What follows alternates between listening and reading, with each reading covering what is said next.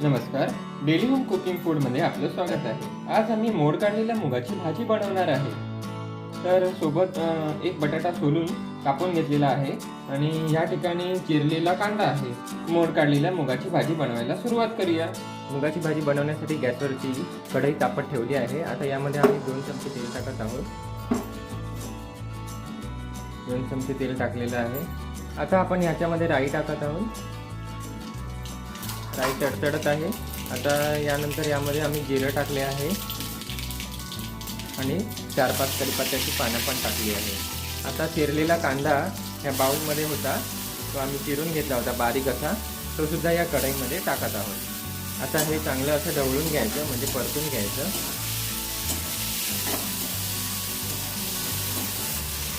कांदा चांगला लालूच तांबूस होईपर्यंत आपल्याला हा कढईमध्ये परतून घ्यायचा आहे। आपण पाहू शकता कढईमधील कांदा चांगला गुलाबी असा झालेला आहे, म्हणजे चांगला असा फ्राय झालेला आहे। आता यामध्ये आम्ही आलं लसूण मिरचीचा जो ठेचा आहे तो सुद्धा आपण यामध्ये ॲड केला आहे आणि चांगला असा आता ढवळून घ्यायचा आहे। आलं लसूण मिरचीचा ठेचा कांद्यामध्ये चांगल्या प्रकारे परतून ढवळून झालेला आहे। अर्धा चमचा हळद टाकत आहोत, 1 चमचा धने पावडर टाकत आहोत,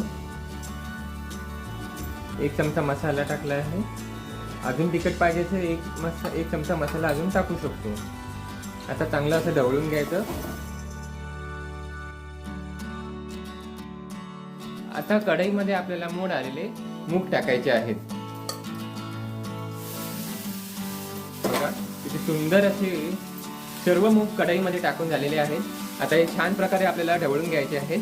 कढईमधील कांदा जो आहे तो या मुगाच्या भाजीला छान अशी चविष्टपणा देईल।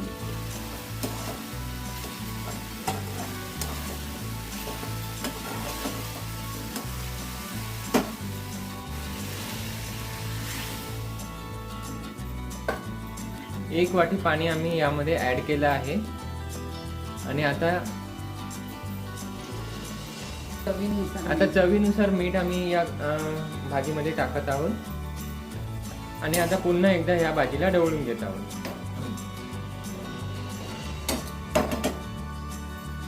आता यावरती आम्ही 10 मिनिटांसाठी झाकण ठेवत आहोत। गॅस फ्लेम थोडी स्लो करायची। 10 मिनिटं झालेली आहेत। आता आपण हे झाकण उघडून पाहूया। बघा खूप सुंदररित्या आपली मुगाची भाजी कढईमध्ये झालेली आहे। आता यामध्ये आपण टोमॅटो प्युरी टाकूया 1 वाटी। आता ही चांगली अशी ढवळून घेऊया टोमॅटो प्युरी या कढईमध्ये।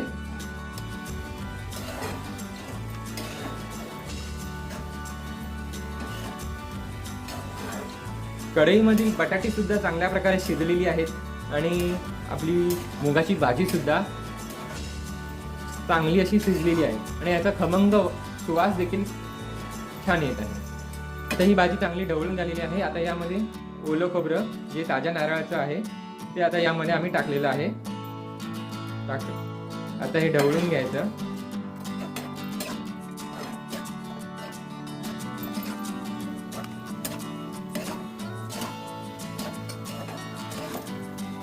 आपली ही मुगाची भाजी छान अशी ढवळून झालेली आहे। आता यावरती आपल्याला कोथिंबीर शिवरायची आहे, जेणेकरून छान असा फ्लेवर येईल।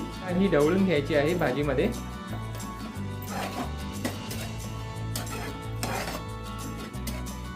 चला छान प्रकारे आपली भाजी ढवळून झालेली आहे।